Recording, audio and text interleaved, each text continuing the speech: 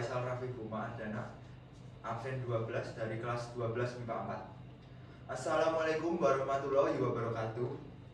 Yang terhormat Ibu Yuni Catur, SPD MPD, selaku guru bahasa Indonesia, serta teman-teman yang saya banggakan.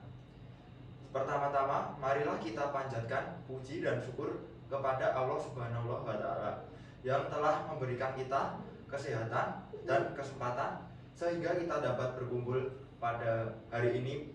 Pada kesempatan ini, izinkan saya menyampaikan mengenai topik yang sedang diperbincangkan, yaitu pemberlakuan kembali ujian nasional sebagai penentu kelulusan pada tahun pelajaran 2025-2026. Ibu Yuni dan teman-teman sekalian, kebijakan ini tentu menimbulkan berbagai pendapat di kalangan masyarakat, baik yang mendukung maupun menentang. Sebagian pihak menganggap bahwa ujian nasional dapat menjadi tolak ukur standar kualitas pendidikan secara nasional. Namun ada juga yang merasa kebijakan ini terlalu membebani siswa dan tidak sepenuhnya mencerminkan kemampuan individu siswa. Sebagai siswa kelas 12, kita berada di garda terdepan untuk merasakan dampak dari kebijakan ini. Oleh karena itu, penting bagi kita untuk memahami alasan dibalik pemberlakuan kembali ujian nasional. Pemerintah berargumen bahwa ujian nasional bertujuan untuk memastikan bahwa lulusan sekolah menengah memiliki kompetensi memadai dan siap bersaing di tingkat nasional maupun internasional. Namun kita juga harus menyadari bahwa tantangan yang dihadapi siswa sangatlah kompleks.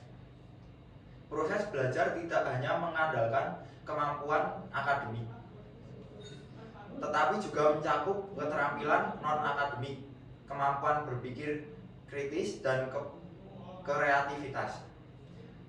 Dengan demikian, ujian nasional seharusnya dirancang untuk mengakomodasi berbagai aspek tersebut.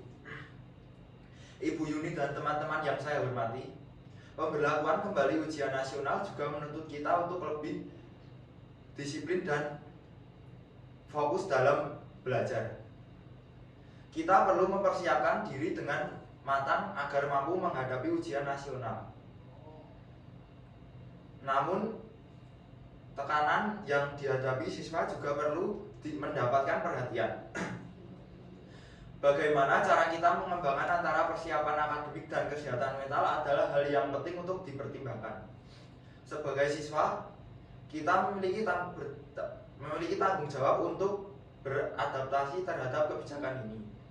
Kita juga harus memandang ujian nasional sebagai peluang untuk menunjukkan kemampuan terbaik kita, bukan sebagai beban yang menakutkan. Persiapan yang matang, strategi belajar yang efektif, serta dukungan dari guru dan keluarga akan membantu kita melalui tantangan ini. Di sisi lain, peran guru dan sekolah sangat krusial dalam mendukung siswa menghadapi ujian nasional. Guru tidak hanya bertugas memberikan materi pembelajaran, tetapi juga menjadi motivator dan pendamping bagi siswa. Pendekatan yang humanis dari guru akan membantu siswa merasa lebih siap dan percaya diri. Peran orang tua juga tidak kalah penting untuk mendukung anak-anak mereka selama persiapan ujian nasional. Hal ini meliputi pemberian dukungan moral, fasilitas belajar di rumah, dan pengawasan waktu belajar. Dalam upaya mendukung kesuksesan kebijakan ini, pemerintah melibatkan berbagai pihak, termasuk lembaga pendidikan, organisasi, profesi guru, dan pakar pendidikan. Kolaborasi ini diharapkan dapat menciptakan pendidikan yang kondusif untuk pelaksanaan ujian nasional yang efektif. Pada sisi lain, pelaksanaan ujian nasional juga dipandang sebagai sarana untuk memetakan kualitas pendidikan di berbagai daerah. Daerah tersebut diperoleh data yang akan menjadi dasar bagi pemerintah untuk merancang kebijakan yang lebih tepat sasaran dalam meningkatkan akses dan mutu pendidikan di wilayah terpencil. Kritik terhadap ujian nasional di masa lalu menjadi pelajaran penting dalam penyusunan kebijakan baru ini. Pemerintah berkomitmen untuk menghindari kelemahan-kelemahan sebelumnya, seperti tekanan berlebihan pada siswa, standar penilaian yang tidak merata, dan potensi diskriminasi terhadap siswa dengan kebutuhan khusus. Pemberlakuan kembali ujian nasional juga diharapkan dapat mendorong budaya belajar yang lebih baik di kalangan siswa. Dengan adanya target yang sejelas, siswa diharapkan lebih termotivasi untuk belajar secara konsisten, tidak hanya menjelang ujian, tetapi sepanjang proses pendidikan. Ibu Yuni dan teman-teman sekalian, kita juga tidak bisa mengabaikan tantangan yang dihadapi oleh siswa dengan akses pendidikan yang terbatas. Dalam konteks ini, pemerataan pendidikan harus menjadi prioritas utama bagi pelajar. Ujian nasional hanya akan bermakna jika semua siswa memiliki kesempatan yang setara untuk belajar dan berkembang. Sebagai generasi muda, kita harus membangun mental yang tangguh. Ujian nasional adalah salah satu ujian dalam perjalanan hidup kita. Tetapi ini bukanlah akhir dari segalanya. Kegagalan bukanlah sesuatu yang harus ditakuti, melainkan dijadikan pelajaran untuk terus memperbaiki diri.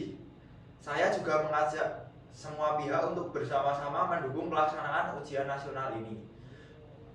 Dengan demikian, kerjasama antara pemerintah, sekolah, orang tua, dan siswa kita dapat menciptakan suasana belajar yang penuh semangat.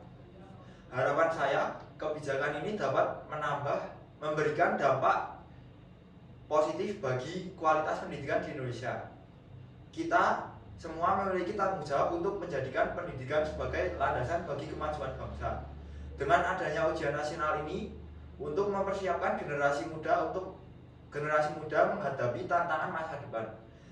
Demikian pidato yang dapat saya sampaikan.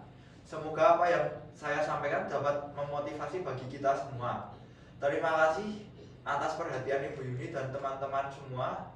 Mari kita tunjukkan ujian nasional dengan penuh optimis dan semangat untuk meraih masa depan yang lebih baik.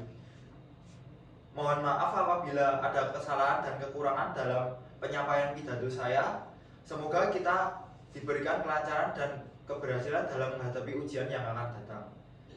Sekian dari saya. Wassalamualaikum warahmatullahi wabarakatuh.